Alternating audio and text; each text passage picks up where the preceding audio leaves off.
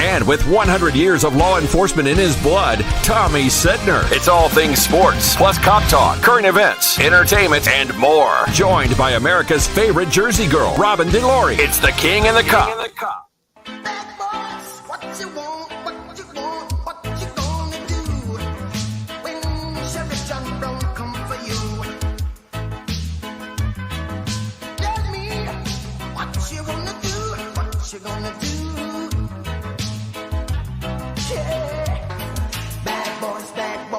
What you gonna do?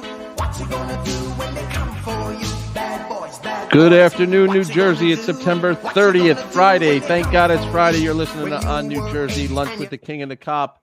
I'm Tommy Cetnar and the King, Jimmy Leyritz. Robin DiLauri is off today. She is rehearsing for her October 15th appearance at the New Jersey Pack. New Jersey, you might be saying, Jimmy, why are we starting off with bad boys, what you gonna do? Today is the 37th anniversary of my 90th reclass of the Newark Police Department. 37 years ago, I got sworn in as a Newark cop. And very I nice. pay tribute to my brothers and sisters. I know it was one of the most exciting days of my life. You know, you count those days where your children, that goes without saying. It feels like nothing else. And then when Robin and I got married, it was surreal.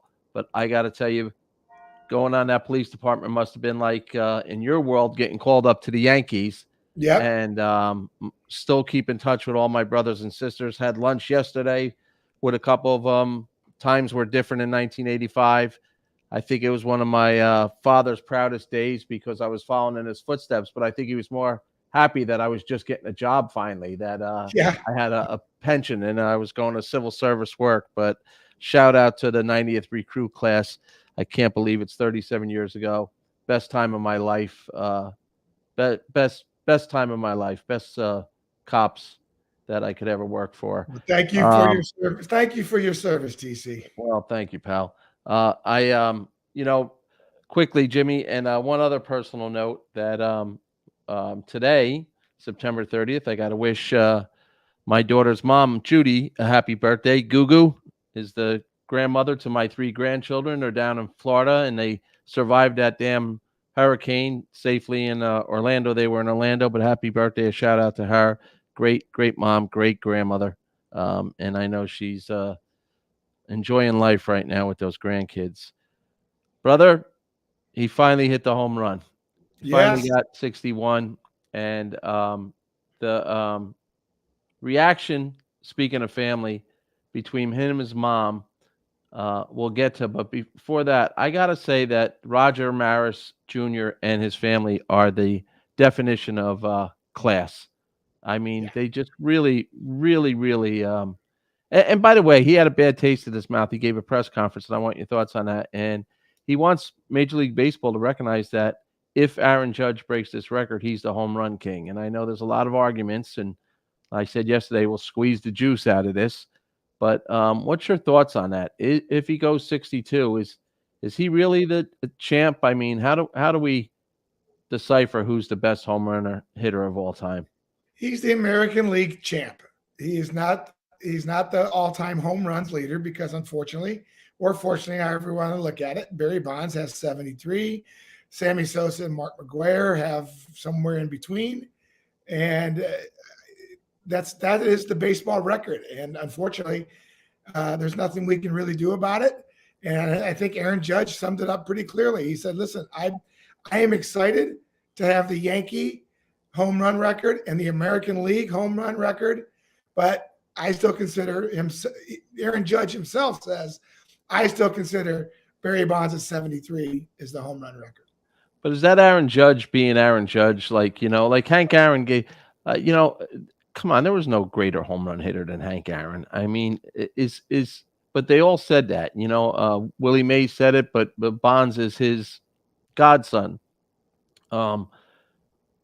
And I guess you could go back to the different eras of what's really, the dead ball, the dead bat, the this, that, go through the whole thing. But this guy is carrying himself. The ironic part was on ESPN the other night. They had Roger Clemens and Barry Bonds on with Michael Kay and A-Rod.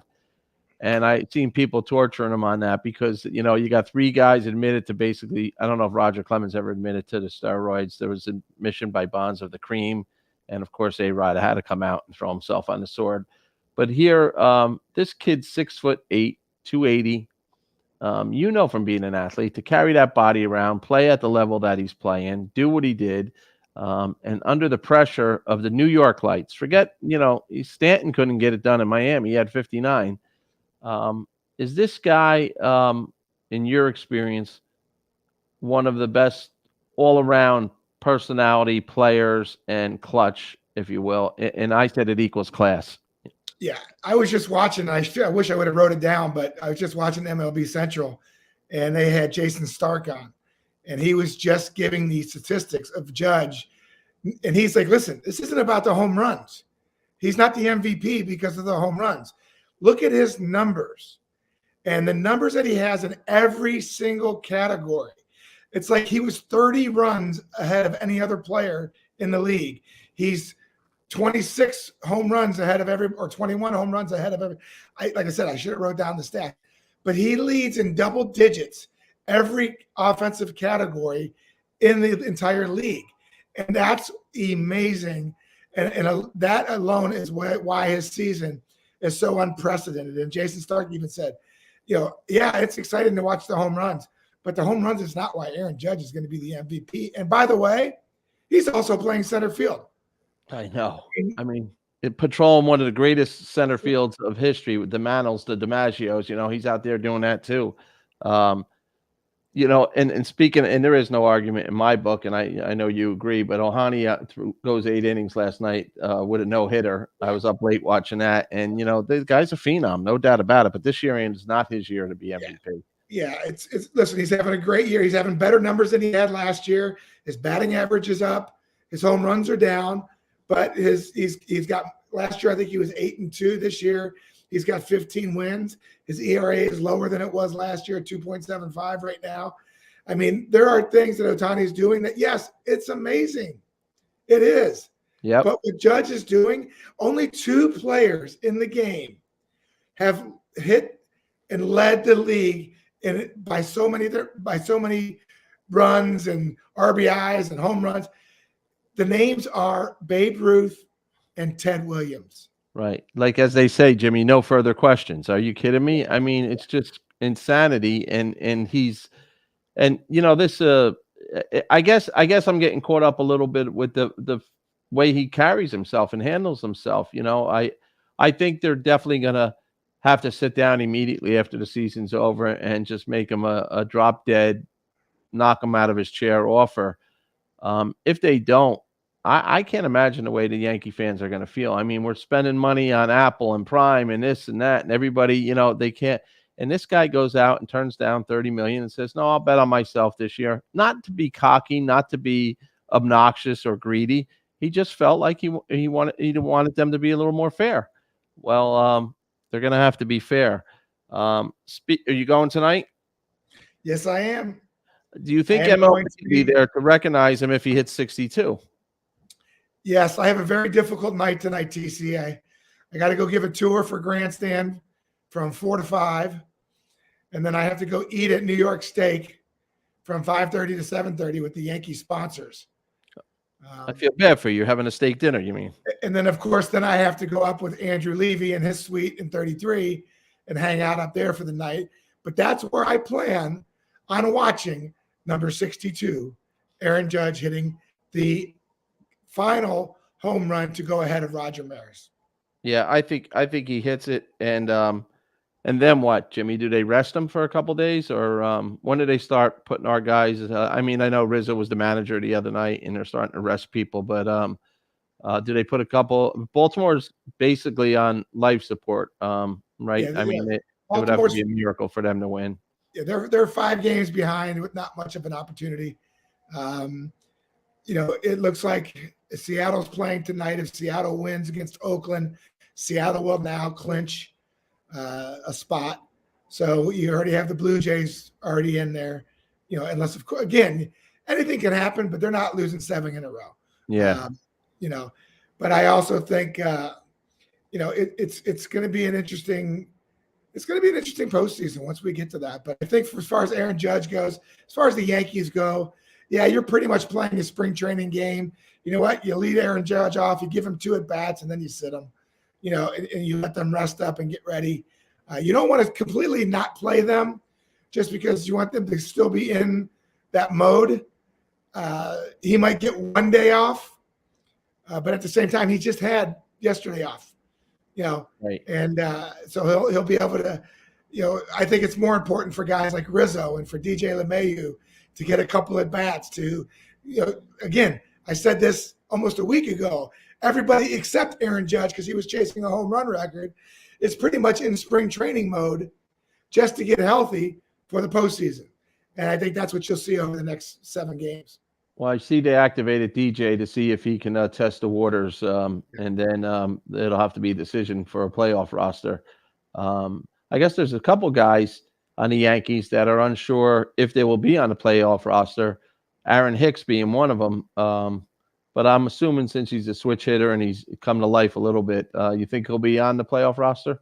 I think he will, yeah. Yeah. Yeah, just as a defensive replacement, possibly in late innings. Right. Mets down 4-0 last night. Get off the mat and win the game, big game, and Atlanta loses to the Nationals. So tonight they start their big series. The Mets up 1 game. Kind of tonight's game kind of could direct really what's going to happen. I mean, as far as momentum, I know that pitching is the key in baseball. Always you could get beat 15-1 and the next day come out and lose 1-0. But what's your thought on this week's series? I think they've dodged the weather in Atlanta. They were worried they were going to have to play a doubleheader, which would not have been cool. Right. But what do you think? I mean, Atlanta Mets showed a little character last night, and everybody's scoreboard watching, Jimmy. You know that as a player. They were watching it last night, and all of a sudden they seen the Nationals were beating the Braves. Do you think they got a little motivated in that dugout? Like, let's go, we got to get this, or how's that work? Well, we talked about it. When I went over there for the game actually, and we were talking about it, and we just said, talking to the fans, talking to the people in the suites, they were like, if we can have a 1-game lead, or even a half a game lead going into Atlanta, that would be huge. Right. And I think it's going to be interesting. I mean, bottom line is, as a player, as a manager, you want to be able to control your own destiny, and they have that opportunity, and they can't blame anybody else. They can't try to rely on anybody else. If they win 2 out of 3, then they've done their job. If they lose 2 out of 3, then they didn't do their job. So to have it in your own hands this late in the season is a very rare opportunity, and I think the Mets are looking forward to it. Well, if they sweep the Mets, they get to celebrate the championship in Atlanta. They don't have to worry about it. But God forbid they get swept, then they're down 2 games, and it's a whole different world, as they say. Well, I'm actually rooting for the Mets. I would love to see Buck win the division, and then it'll be exciting what goes on. And I believe in the National League, it's going to be who's the hottest team, because the Dodgers, of course, dominated all season, but they have some pitching woes, and then Atlanta is the hottest team, I think, in baseball right now.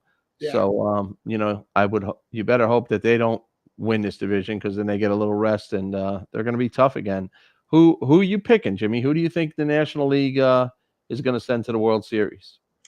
Well, with what you just said right there, if the Mets do not have to play the 3-game playoff to get in to the NLDS, then I think the Mets have a great shot, because if you got DeGrom, Scherzer, and Bassett and Walker, even all 4 of those guys are throwing the ball better than they have all season.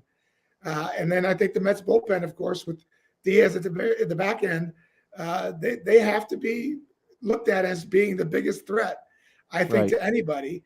And if Atlanta has to play the 3-game play-in, they're at a huge disadvantage. Yeah, I agree with you. So let's hope the Mets get off to a rocking start tonight and set the foundation for them to win this damn division already. Again, the Judge is been stealing all the New York media. You don't even hear that much about the Mets and where they're at. So maybe that ramps up now that the Yankees clinched. And if Judge hits number 62, maybe the attention will be on the Mets. Your Bengals, like you predicted, Cincinnati came out last night and controlled Miami. It wasn't a dominating victory at the end. They scored a late touchdown. But the story of that game is Miami's quarterback, which the week before was in concussion protocol. So they say they tested him and he was okay to come out and play. And they didn't feel that he should have went back in the game the week before. And he gets sacked and out on the backboard he goes. And the outrage on this from the Players Association to the announcers, the former players that are announcers, man, when you see a body go limp like that, Jimmy, I mean, that's tough, man. I mean, I know it's part of the sport. You can argue that UFC and boxing, they're getting pounded in the head, getting knocked out on the ground, and they come out 6 months later and they're back in the ring. But somehow football, you just don't expect to see these catastrophes. And that's what that was last night. I mean, he just, terrible. Yeah, you have to think, I didn't get to see the game last night, but from what I hear, I saw the game last week. And when he was on the field and having to be held up by his teammates, and you could just see he had no leg. You could tell that he was concussed. There's no way in hell you can tell me that he was not. And for them to say, oh, he passed that's bullcrap. And the fact that he went on to play, I can tell you from experience, I got taken out at the plate by Kirby Puckett, the hardest I've ever got hit in my life. I went on to catch the final 6 innings. Wow. And I don't even remember playing that game. All right. And I can tell you this, unfortunately, baseball, we don't have a week off before we play again. Right. But I can tell you for the next 5 to 7 days, I felt it. I actually felt, wow, I'm a little daisy here. I'm a little dizzy here. I can guarantee you with him coming into the game last night that he was not fully recovered from that concussion the week before. Well, when last week, when he gets up and he buckles and goes to collapse and they grab him, the argument of all the former players and announcers from last night, they're saying there's spotters up in the booth so that they can signal down to the doctors, hey, this guy doesn't look good. Because, you world-class athletes, you guys are great at faking it, if you will, just to stay in and because you got the heart. But how do you see that over and over on a replay and then decide that this guy is all right to go back in? And then this week you put him back out there, and sure enough, right in the beginning of the game, he didn't take a shot to the head. He got thrown to the ground like a whiplash. And boy, I'll tell you, it was tough to watch. It was definitely tough to watch. But I will say this in defense of the Dolphins. If he did come off the field, like you just mentioned, this is a world-class athlete. When I came off the field after being knocked down, I caught 6 more innings. I obviously looked good enough to my coaches, even though the next day I couldn't remember it. As a world-class athlete, as a good athlete, you can, when he came off the field, he may have been able to fool them to a point of maybe the concussion protocol isn't quite as good as we think it is. Yeah, well, Jimmy, you're 100% right. But here's the thing. That's what they're put in position for when they see something like that. Me and you've seen it, and we go, all right, this guy's cuckoo for Cocoa Puffs right now. He's got to stay out of the game. It's about the visual, too. It's not about his answers to your questions in the blue tent on the sideline. And we know for a fact that this is a little more serious than you were a catcher and you took probably countless headshots. I know that from foul balls. But when these guys are retiring and they're passing away, committing suicide, committing domestic violent acts against their loved ones, and then they do an autopsy on their brain and find out what happened to these guys, there's no room for error anymore. There's no room for error. It's just that simple. So when the spotters or whoever are up in the booth and they're looking, they see this guy's knees get weak, like a boxer who, when he's in trouble, you see his legs go first. Come on, man. Right there, this guy, you don't need to ask him a question. He needs to go right to the locker room. And so Miami's getting criticized for that. I think there's going to be, hopefully he's fine and he's going to be okay, and he's going to be able to go. I don't know what the mental part of that is. Every time he goes underneath center now, is he going to start getting happy feet and worry about getting another headshot? It's possible. But the days of the tough guys are over. And some tough guys weren't talking about it last night, that they thought it was the right thing to do back in the day and show loyalty to the team and get back out on the field. But when they see their brothers later in life, they can't even put a spoon to their mouth. They're taking it a lot more serious. So good luck to him. You know, the Jets are playing my Steelers this week, and both teams are really in a pathetic stage, if you ask me. The Jets surprised the Bengals a couple weeks ago, but then they look like a team that hasn't played football in a while last week.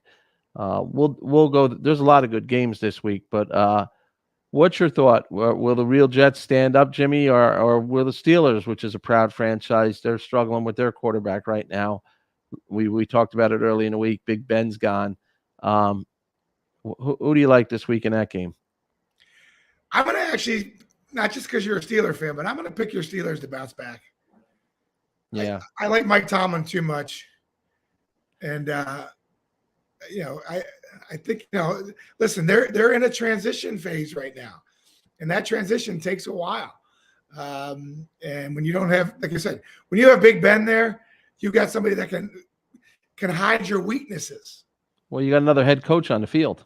Right. Literally on the field, you know, now. But you're right. I think Mike Tomlin outweighs the Jets coach right now as far as getting it done, even if you're going through a transition.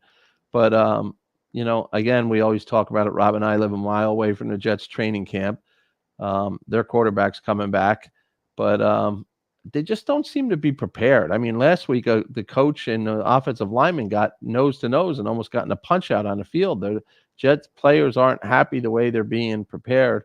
And already, you know, people are getting antsy, like, we need a real head coach. We need a name head coach. We need a Sean Payton. We need this guy. We need that guy. You know, I don't know. You know, it's you always talk about it when you go 0-3 or 1-4. As a New York, New Jersey fan, you're out of the playoffs for the most part already. Yeah.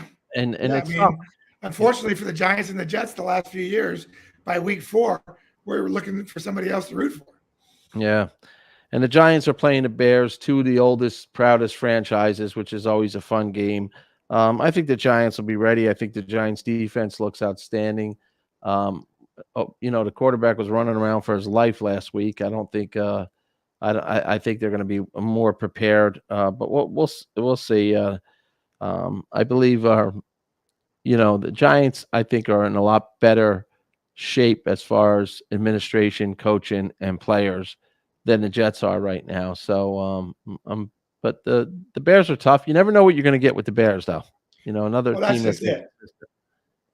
Yeah, that's a team that I think for the last few years we've been trying to figure out. I mean, it's And then, you know, as you have it, you have different. I'm wearing my sweatshirt today. The GOAT, number 12 here. He's coming off a loss. He's struggling. What's your thoughts? They are going to play the game, I guess. You know, let's stop for a minute with the football. Ian did do a job on the state of Florida. You know, there were certain parts that it was target this hurricane. But there's a lot of people that are suffering right now. Fort Myers, which I know you're familiar with, got destroyed. You know, it missed Tampa a little bit from a head-on, but these people out in Florida, I think there's almost 3 million people without service. I don't think they got the count yet as far as deaths go, but and they won't for a couple days. But boy, Mother Nature, Jimmy, you want to talk about the toughest person in the world? It's Mother Nature. You can only do your best to prepare for it. The Weather Channel's on all day saying, "Oh, it's coming here, and boom, it makes a turn, which nobody could predict." And then they were moving people from Tampa to Fort Myers to be safe. Yeah. And then Fort Myers got hit head on. You know, so I was nervous because my kids were down in Orlando. It worked out for everybody. They said it was kind of eerie. But Orlando was centered to get a little more beat up than they usually would, but then it turned, you know. And well, that's the one thing about hurricanes, and I only know that from living down there for 25 years. is when they hit land, they're unpredictable. Right. They can either pick up, they can slow down, they can turn. The land is the key to directing these hurricanes maybe a different way. And most of the Floridians in the middle of Florida and the east coast of Florida got really, really lucky that storm did make a little bit of a turn and also weaken itself. We'll do football. We'll get back to football in a little bit, but I got to tell you, I had an interesting conversation with Bat Boy from the 60s, Anthony Florio, and we're going to have him on the show next week. But he was Mantle and Roger Maris's Bat Boy. And he went on to tell me how his father was a manager. Back in the day, they played in sandlots. They played the sandlots ball over in the Bronx and Brooklyn. And two of his father's main students were Ed Kranepool and Kenny Singleton. And one day, somebody called his father and said, "We're looking for bat boys. Can you imagine this? For the Yankees." And he went and he got the job as a ball boy and a bat boy. And we'll have him on next week because he's a little emotional watching Aaron Judge, who he loves, and he's rooting for. But he was telling me great stories yesterday. Our friend from John Ganello called me yesterday and he said, "You got to talk to this guy. I worked with him for 20 years. He's sharp as a tack, but he was in the 60s, he was the ball boy and bat boy." And he went on to tell me how many, and I know this is a known story, that Mantle very rarely signed autographs. He did later in life, but it was the clubbies that were signing his autograph on all the balls. They would sign all the baseballs. So he was saying how all these people out there that think they have a baseball from back in the day, 60 years ago, have an autograph from a clubby, not from Mickey Mantle. So if you have a Mickey Mantle ball and you got it directly from him, that's why it's worth so much money. But what do you think? Back to Judge for a minute. I saw Maris actually give a press conference. I'm not sure if they're coming to Yankee Stadium tonight to see them to break the record. I believe they are. They are going to be there? I believe they are, yep. What do you think they're thinking, Jimmy? Because if he does break the record, I don't want to saying that Maris family was relevant as a result of this, and the McGuire Sosa chase, they were relevant because they're such classy people. What do you think they're feeling right now? I mean, is there closure there? I mean, or Maris will now just be mentioned as an afterthought? I mean, no, I think Roger Maris will always be Roger Maris. Billy Crystal did a great job with the movie 61. That's going to be cemented in history forever. And of course, the situation of Mantle and Maris chasing the record together makes it even more will be remembered. But yeah, I think there's a part of it that says, will they ever be invited back to Yankee Stadium in a situation like this again? And probably not, because the new record is going to be held by Aaron Judge, who in 20, 30 years, when somebody's chasing his record, his family will be invited back to watch the chip. So I think this is the Marises will always be part of the Yankees just because Roger Maris is a cornerstone New York Yankee. And like you said, their family has always been involved with the Yankee family. So I don't think that stops. But I do think, in these type of situations, unfortunately, there is an ending to it. Yeah. And, I hope they get continue to get the respect they deserve. I hope they'll be there tonight. We'll go to commercial in about 30 seconds. But I want to say I hope, again, because I know we're going to do some football on the other half and talk about a couple other things. I hope that Major League Baseball, I just don't feel like they're making a big enough deal of this. The players are, the analysts are, but where's MLB office, or were they just waiting and he comes out and breaks the record? And maybe that's the case tonight. They'll be there. The commissioner, do they stop the game? Do they give them something? I don't know. Remember, this commissioner wants to put both leagues together. He doesn't want American League and National League. Right. So he's not recognizing this as the home run record. He's recognizing this as, what an American League record, which is he doesn't want an American League. So, I mean, so to me, I'm curious on his true feelings of what he thinks about if Aaron Judge breaks Roger Maris's record. Yeah, because I didn't even see a statement from him. Not even a congratulations from the front office. And I might have just missed it, but I didn't see anything. So Let's go to commercial break, Jimmy. When we come back, we'll touch on more Jersey stuff and some NFL stuff you're listening to and watching on New Jersey. Lunch with the King and the Cop. Caffeina. Boost, replenish, hydrate. Caffeina with your meeting, with a workout, on the go, to keep going, with a meal, with friends, to kickstart your day. Caffeina, Amazon's best-selling caffeine-infused spring water, 7+ pH balance, electrolyte enhanced. Taste pure spring water. Feel the charge. Caffeine, Jimmy, the choice that we drink here on the air all the time. We have it next to us. I love it. I always say the same thing. My favorite is black cherry on ice. I know you're a big fan. Caffeine water, based out of New Jersey company, making a difference in the beverage world. Hey, Jimmy, you got the Bills and Ravens this week. Great game. You have the Patriots and Packers. Another great game. Chiefs and Buccaneers. Is the GOAT going to bounce back in that game? That's going to be that to me, that's the primetime game, the Chiefs and the Buccaneers. Mahomes against Brady. Who do you like in that game? Yeah, I mean, listen, we had Brady and Aaron Rodgers last week, and now we got Brady and Mahomes. I don't know, man. I mean, the Buccaneers have not scored a touchdown in 2 weeks. I know. That's got to be disturbing for them.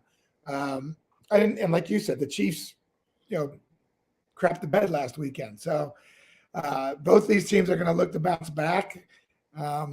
I give more an opportunity. I still think Patrick Mahomes is one of the elite quarterbacks in the league, if not the elite. Tom Brady, though, you can't ever count against him. The guy knows how to win. So I think you're right. I think that's going to be a big, big game. But I'm also I'm really intrigued with the Philadelphia Eagles. They're 3-0 right now.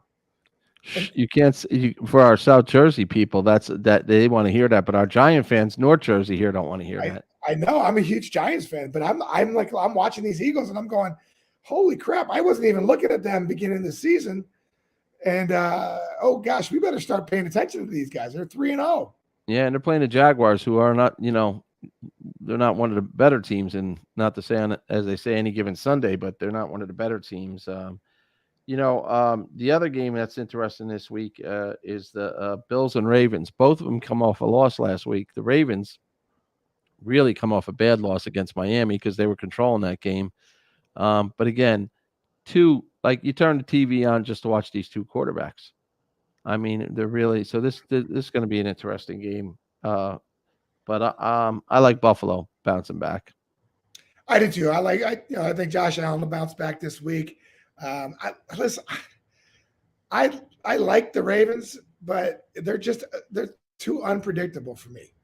They're, the talent that they have should not be getting beat like this.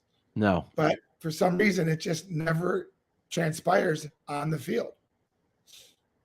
And then you have, I'm looking here. I'm sorry for looking down at the Packers Patriots, and Belichick's not used to this, but Aaron Rodgers. I say this is Aaron Rodgers against Bill Belichick. He's a defensive legend, wizard, coach. So will he be able to stop the Packers? And truthfully, last week Aaron Rodgers didn't light up the field that much either. Him and Brady went back and forth, and it came down to the game. It was a low-scoring game. So we'll see what goes on there. But other than that, it's your usual suspect games. The Rams are playing the 49ers, which is a little rivalry. The Rams bounced back last week, but I don't know. I've got to say that I'm also surprised at the Cleveland Browns after all the controversy they've gone through with Deshaun Watson leading up to the season. For them to be in first place in their division, we may have to keep our eye out for the Cleveland Browns also. I think you're right, but I think that division is one of the weaker divisions where it's usually one of the stronger divisions now. Well, I shouldn't say that. The Ravens are there, and but you're right. I mean, Cleveland's playing good. More on the Giants, Jimmy. this is like one of those blue collar games, the Giants against the Bears. It could be just one of those rock'em sock'em robot, and they go back and forth, and there's really not much excitement. But this is a game the Giants have to win. This is where we're going to know if they're going to be the same status quo as they've been for the last few years, or do they step up? You got to beat teams like this, even if they're your equal or they're a little less than you. You can't afford to lose a game against the Chicago Bears. Yeah, I mean, it's a game that they should win, and but like you mentioned last week, you got Daniel Jones running for his life. Yeah, I mean, this poor guy, and I want to give him a lot of credit because he threw on the run better than any quarterback I've seen in a long time. Yeah. I wasn't criticizing him. I never seen anybody run like that from sideline to sideline. Right. Just, fear is a good thing. Yeah. So it's a game against two 2-1 teams, and I'm going to stay with my Giants this weekend.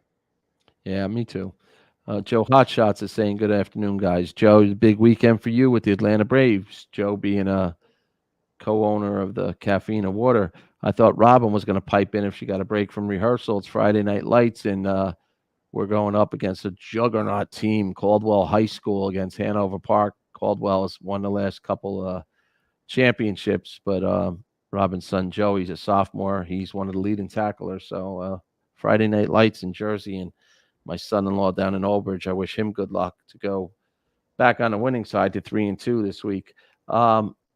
Jimmy, there's been some injuries even in high school football around here. Again, people are starting to revisit, and I'm choosing my words properly because I'm not looking to put the fear of God in any parent or even myself watching these games.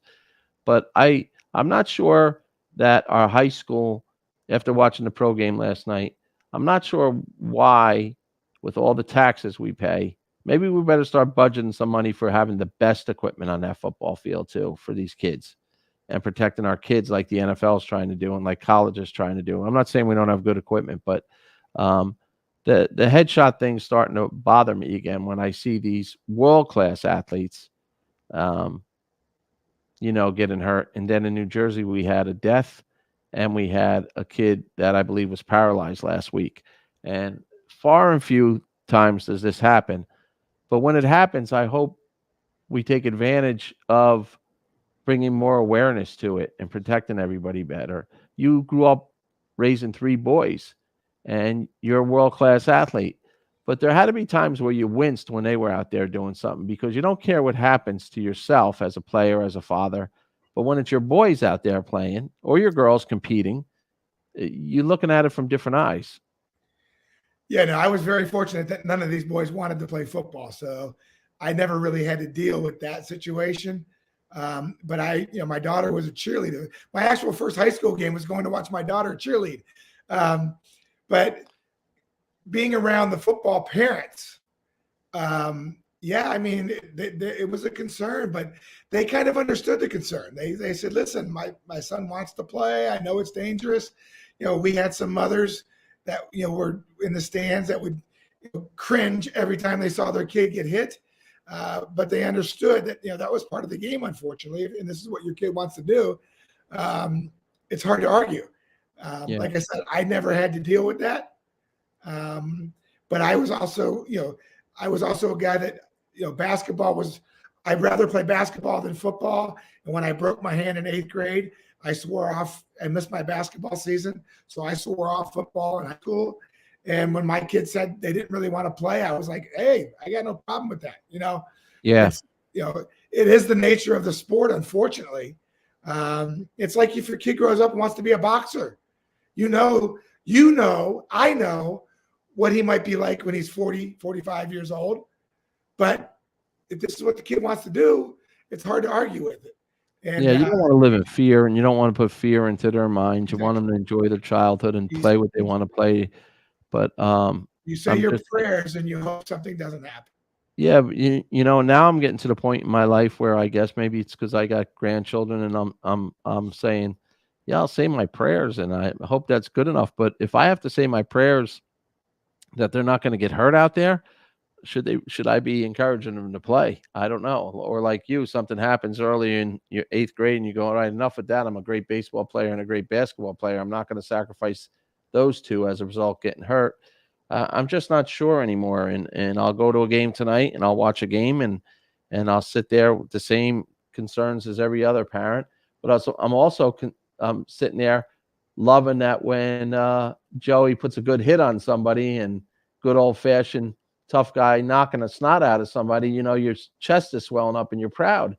And then you realize, this is, there's somewhere in between here. I don't know. And I don't know what the answer is, by the way, because I grew up like you grew up with a father that you weren't allowed to be hurt.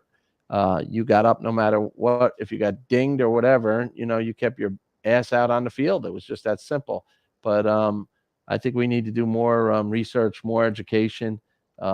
I'm sure there's people out there trying to create the greatest helmet that's ever been put on a head to protect these guys. But we'll see. I just want to make mention of that because not 2 weeks ago, we lost this poor kid from Linden, New Jersey. And then when I see the quarterback last night, and it's almost like the breath comes out of the fans in the stands and the announcers and everybody when you see somebody taken off the field like that. It's just tough to watch, and what's his name, Jimmy, from one of the announcers last night got emotional on it. Fitzpatrick, he played in the big quarterback for 17 years, played for Miami for a little bit. He got emotional because he said it was hard for him to watch, and it brought back times when he was hit as a quarterback. And here's a guy I think went to Harvard, and his brain means everything to him after he gets out of the game. So I guess you don't know.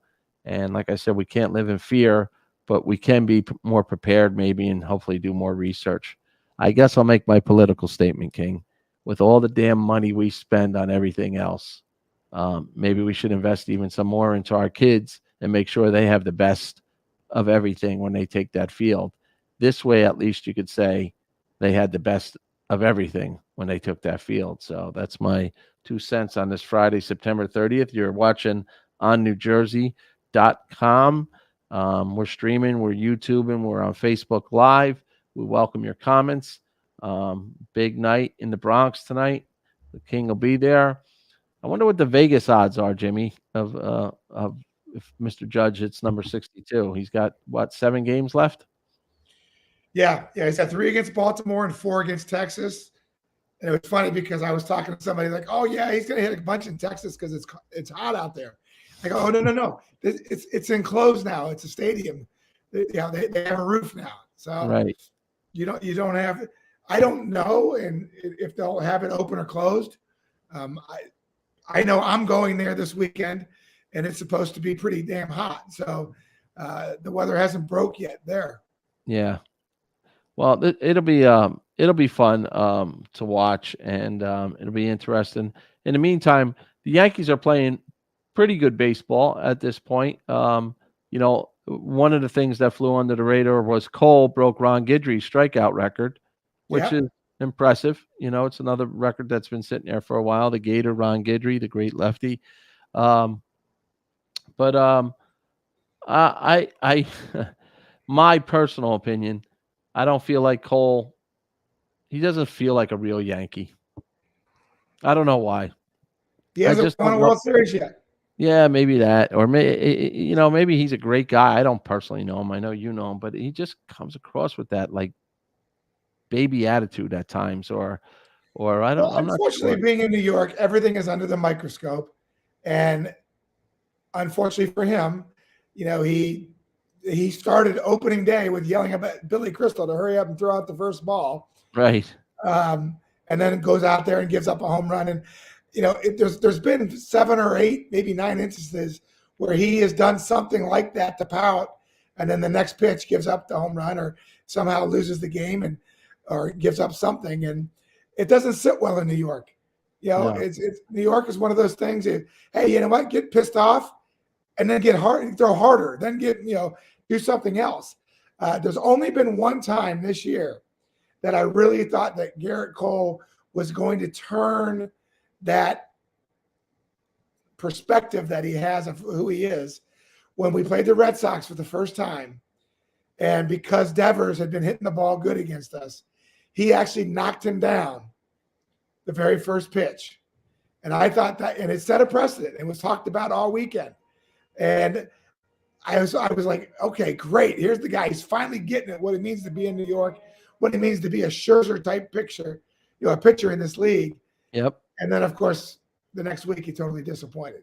So, hey, speaking of that, last night I watched the Netflix series, the documentary on Nolan Ryan. Have you seen it? oh my God, one of the greatest documentaries I have ever seen. I was blown away by it. I mean, now you want to talk about so I grew up with watching Nolan Ryan, but I didn't realize, I knew he had 7 no-hitters and I realized, but how about this stat? Back then with the guns they had when they're, checking how fast he's throwing in the radar, and for God knows they're probably using police radar guns, and he was 100.9 miles per hour. With today's equipment and technology, they tested it 108 miles per hour. Yep.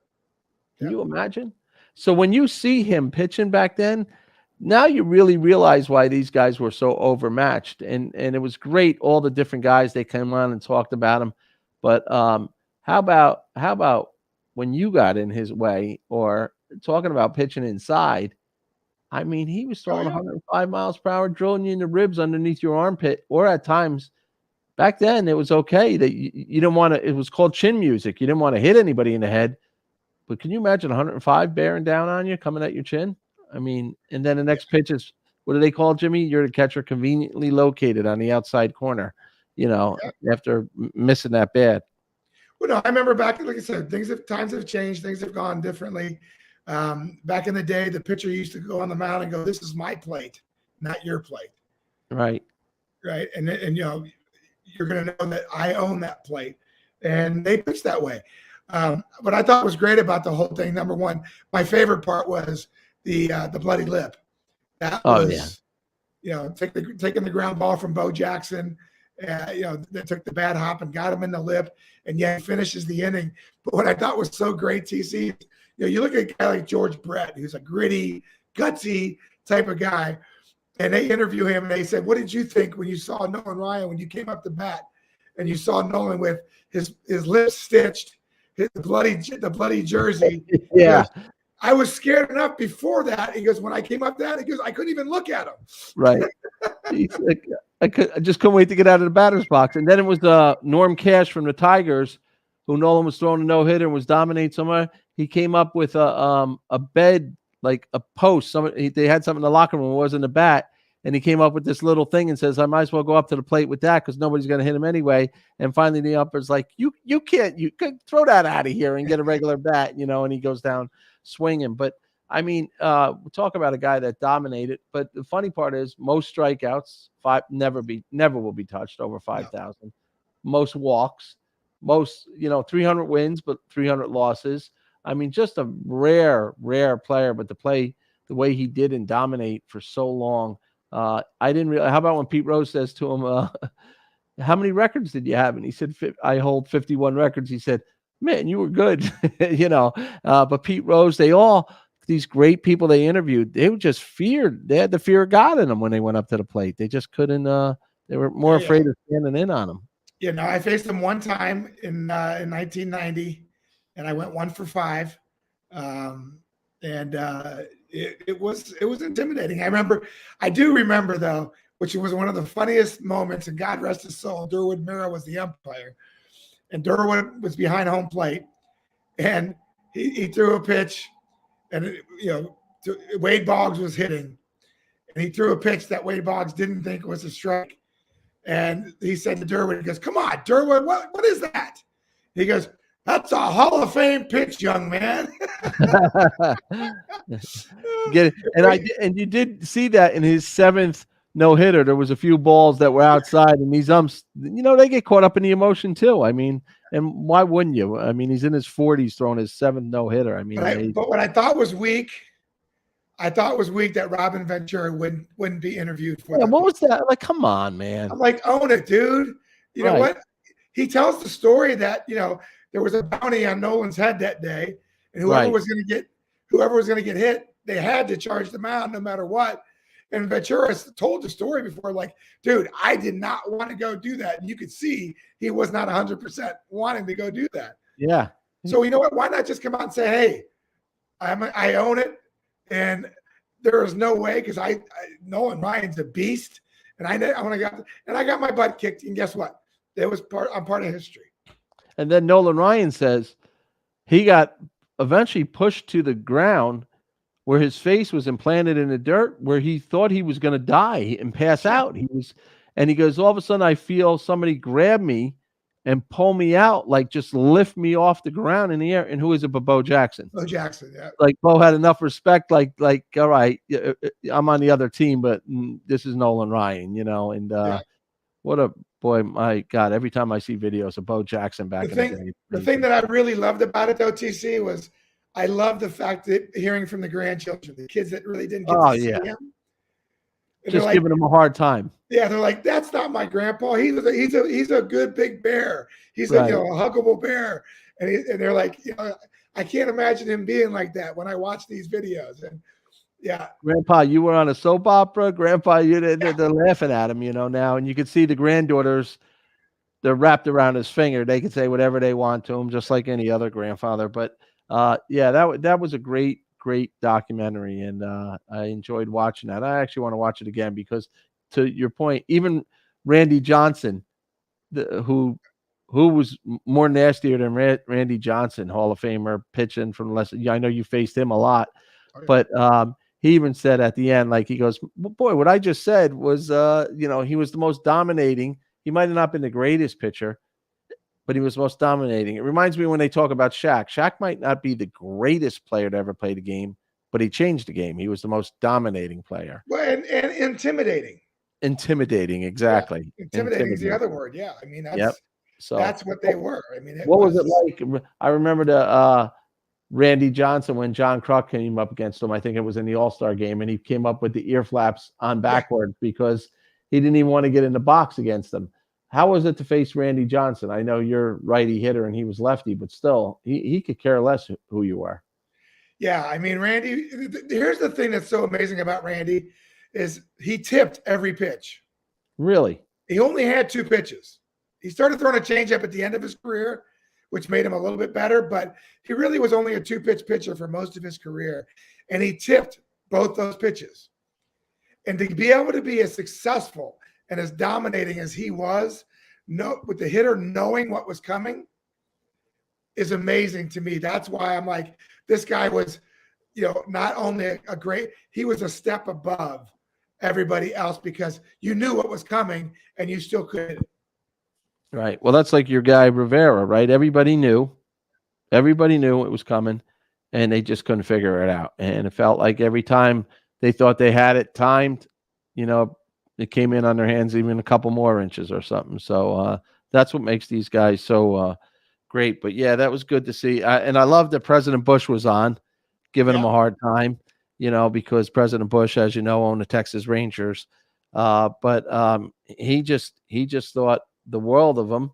And at the end of the day, Nolan Ryan, then he went on to be president, I think, of both Houston and had some times in the front office with Texas. But he calls himself a country boy. And I the other thing I got a kick out of was when he came home after winning the World Series with the Mets, he had to go to work. He worked 2 jobs. These guys had to work. They didn't even it wasn't like baseball related work. They were working, and he always thought he was going to be a cattle guy. And so now he lives on this big ranch out in Texas, and he's just a good old boy. And the cool thing was, I loved his wife, the way they were high school sweethearts. And she said it once, she said it a few times. She goes, I didn't care where we went. I don't care who we became, because she was told, you're going to have to share him with the world at a certain point. She goes, I don't want to share him with the world. He's my husband. And then at the end of the day, she goes, I don't care. I just want to be with him. And she was a great athlete. She was a great tennis player. Yeah. And the granddaughters and the kids say that she was more competitive than he was. Right. That she's the one that kind of pushed him to continue to play. So pretty cool stories. I know the Met fans joke around. That's it's almost like the Babe Ruth, the Red Sox getting rid of the Babe. They got rid of Nolan Ryan, the Mets. But And I also didn't know that he was the first $1 million paid player. Oh, I didn't know that. I remember Yep. seeing that, but I didn't. Yeah, He was the first one to make $1 million a year in a game. And so the Houston owner wanted to cut his salary by 20% after he won 20 games. And Texas made him, the first millionaire paid player. What do you got this weekend? We got a few minutes to go. What's the plans? Yankee Stadium tonight? Yeah, I'm actually going to be at Yankee Stadium tonight, doing a tour, then doing a suite appearance. And then I will be getting up at 3:30 a.m. to head to Fort Worth, Texas, to go to my parents' weekend at TCU with my daughter and my wife and my other daughter. And then I'll be back on a plane Sunday night, heading right back here to get ready for the final 4 games of the season and the postseason. And of course, my Giants. And, and of course, the great thing is last night I sat there and watched my Rangers warming up for this season against the Devils last night. They played each other. I know. But it's a little soon. I feel like they just got done playing. I know. It's crazy. It's crazy. I mean, Robin was at the Garden as a new Ranger fan, and then the next day was a Jersey Devil fan, and the next night she was a Tampa Lightning fan. But I'm not ready. I'm not ready for hockey yet. So I'm getting ready to spend one more month up here, and at the end of October, I do head back to California for the off season, and I'll be back periodically, but I'll be coming to you after October live from California. Yeah, I feel bad for you. We're going out there in a couple weeks. It'll be King and the King for coffee and the Cop for lunch. That's right. That's the 9:00 hour. Well, you're an early riser anyway, but that's right. We'll have to change the name of it to breakfast and lunch with the King and the Cop. You get both depending on where you are. What are you doing this weekend? We got the football game tonight, and then I'm really not sure. I'm just got a couple other side projects we're working on and trying to get our schedule straight for October. Robin's got the charity event at New Jersey Pack on October 15th, so she's gearing up for that. And then my grandchildren are out in Florida to next week, so kind of got a weekend off. So probably watch some football, same as you. See what kind of series this turns out with Atlanta and the Mets. I want to watch that a little bit. That should be exciting. But other than that, not much. The bottom line is it's good to be New York, New Jersey fan right now. We got a little excitement with the Giants, unsure of the Jets. Mets looking to clinch it this weekend. Judge has the most historic home runs, historic year since 1961, if you can argue that. The Yankees are in the playoffs. We're all unsure. It's going to come down like it always does, pitching. So who's number 2, Jimmy? Who they throwing out as number 2 for us now for the Yankee rotation? The Yankees, I'm pretty sure it's going to be Torres. Yeah. You got Torres, you got Germán. And then the big question mark for me is Severino. Right. Are you going to put him on the roster? I mean, he's throwing the ball good twice. Pretty decent. He's had a couple of hiccups as far as leaving a pitch over the plate and giving up a home run, but getting back into it, he looks pretty good right now. Yeah. What do you think of the Yankees' new center fielder? I like him. I do too. I like him a lot. He brings a little bit of speed to the lineup. He brings a little bit of grit and gutsiness to it. He reminds me of a Brett Gardner. Yep. Yeah, he really. That's a good comparison. He really is. Maybe not the power of Brett Gardner, but definitely better defensively and as far as arm and center fielder and tough place to play. So, well, we appreciate everybody all week watching on NewJersey.com. Lunch with the King and the Cop. We'll be back on Monday with a lot to report. We'll know where the Mets stand. We'll know if Mr. Judge is now the American League leader of all time. And we'll report on our little Friday night family life and have a good time out at the stadium, Jimmy, and be looking forward to talking to you on Monday. Everybody stay safe. Have a great weekend. I'm Tommy Cetnar for Jimmy Leyritz and Robin DiLauri, and we'll see you on Monday at noon, lunch with the King and the Cop.